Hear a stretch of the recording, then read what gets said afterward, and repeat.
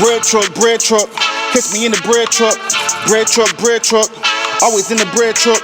Cause I'm trying to get paid. Company drivers in the way, big money on the way. Always on the interstate, trying to get up in the plate. You know it's hard to find parking. Hot shower out the parking, sparking like me a cigarette. No lot, lizard cleave, don't come knocking. I ain't really getting to that. I'm just trying to get a bag. I'm just trying to get a bag. Shipping receivers and shippers. Really need y'all to be quicker than that. To my next destination. More money got it waiting. To the scale got it waiting. Guess when I get to my next receiver, I gotta have a little patience. Bread truck. Catch me in the bread truck. Bread truck. Always in the bread truck. Cause I'm trying to get paid. Company drivers in the way. Big money on the way. Bread truck. Catch me in the bread truck. Bread truck. YouTube, what's good, baby? Bread truck. Back with the bread truck. Hey, check this shit out, though. This video right here, I'm gonna let y'all know why I left Landstar, and and what was my next move after Landstar. Okay, about to jump right into it. Okay, the reason I left Landstar is because I got tired, pretty much. I got burned out.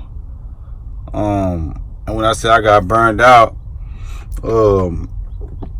I got burned out from dealing with certain things, like dealing with brokers and dealing with them trying to mess you over when it comes to the rates on the particular load. If you got this load posted for $1,500 or $2,800 or whatever the price is, and that's what it posted for, you shouldn't be going back like saying that, oh, they only want to pay this now.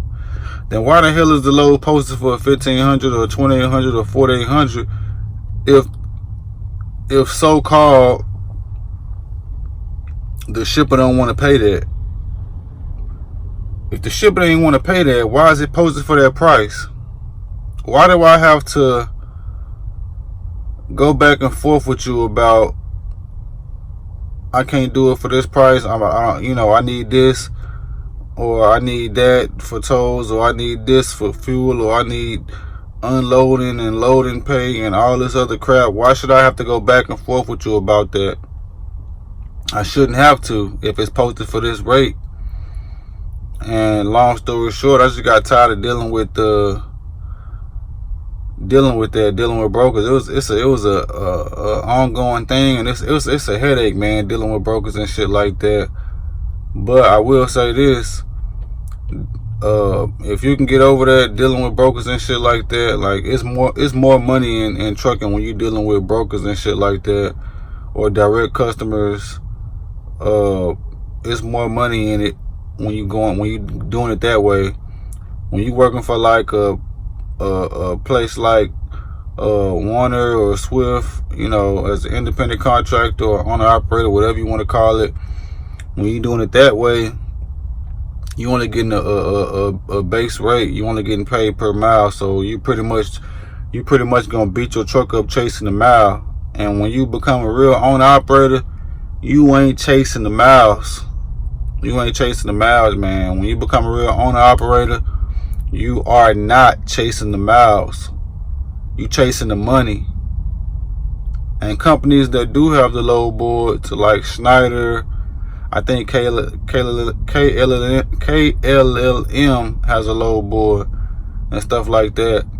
But the rates be so damn shot. It's like I watch videos and stuff like that. People be talking about, oh, Schneider loads and Hoo loads, or they're double brokered. It's not the real price. It's not this. It's not that. And they aren't the real price. Like, this should be cut in half. And my next video, I'm gonna get into that. I'm gonna get into it. So I'm gonna let y'all know how that goes.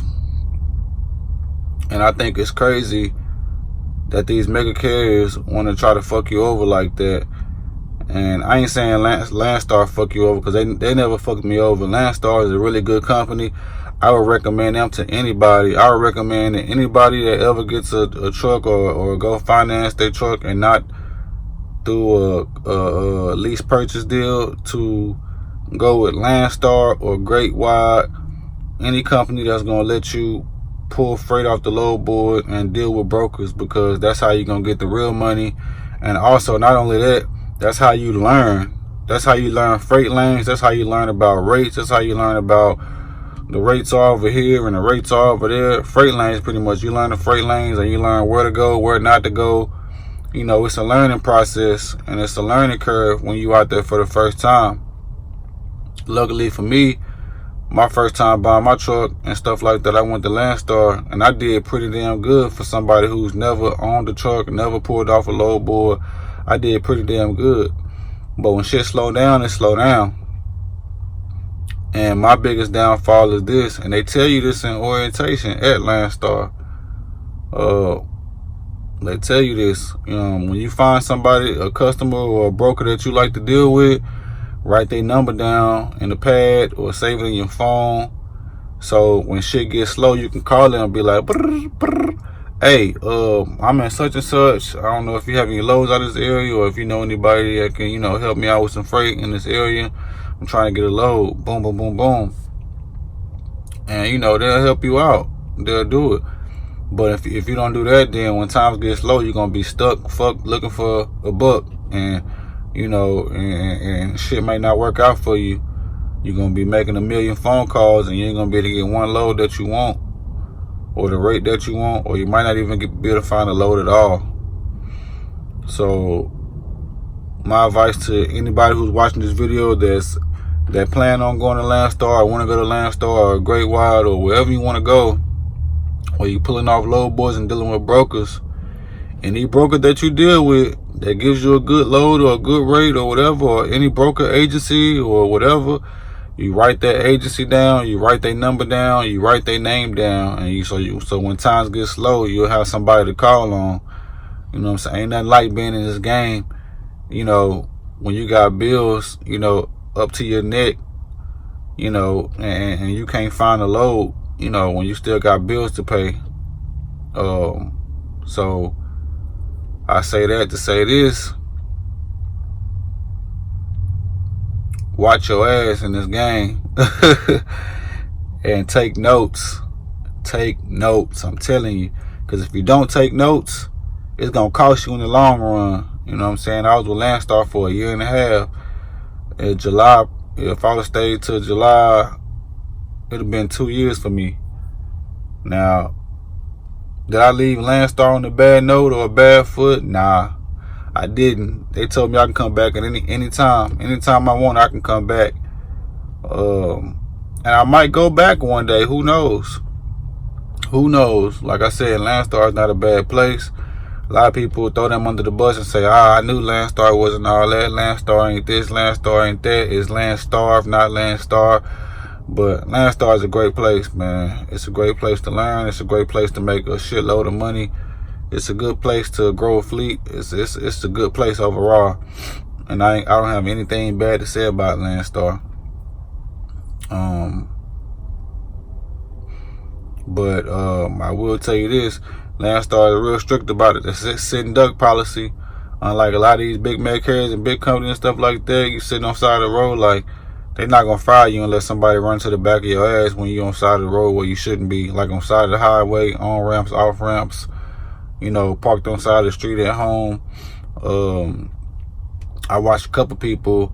One guy off YouTube, he lived in New York. You know what I'm saying? He lived in the Bronx, and he parked on the side of the street and shit. He got a parking ticket. It wasn't a moving violation. He got a parking ticket, and they fired his ass. You know what I'm saying? No ifs, ands, or buts, no questions. They let his ass go. They terminated his contract. And this company that I went to lease my truck on after Landstar, he was at the Landstar. He was at the company orientation. We was at the same orientation. He came from Landstar. And he told me Landstar terminated his contract because he lived in New York as well. And he was parked on the side of the street. And they canceled his contract. Now, I think that sucks. they shouldn't cancel your contract, you know, because of that. Especially if you live in New York. That should be the only exception. If you live in New York, the Bronx, Queens, wherever in New Jersey, wherever there's no parking up there for trucks, it should be an exception for those guys. That's just my personal opinion. I can't make them change their rules. Their rules are their rules. And that one guy said he didn't see that in orientation. Maybe he walked out and had a phone call, but he didn't really get a good grasp on that sitting duck policy, and that sucks. I was like, damn, you know. And but it is what it is. It's life, man. Shit. But that's all I want to let y'all know, man. I'm about to drop another video right after this. I'm about to start recording right after this. I'm gonna drop it. I don't know if I'm putting any theme music on it or not. It all depends on how I'm feeling. But shit, I'm gonna get back at y'all boys, man. Y'all stay up, keep between the lines. The bread truck, man. I'm out. Peace.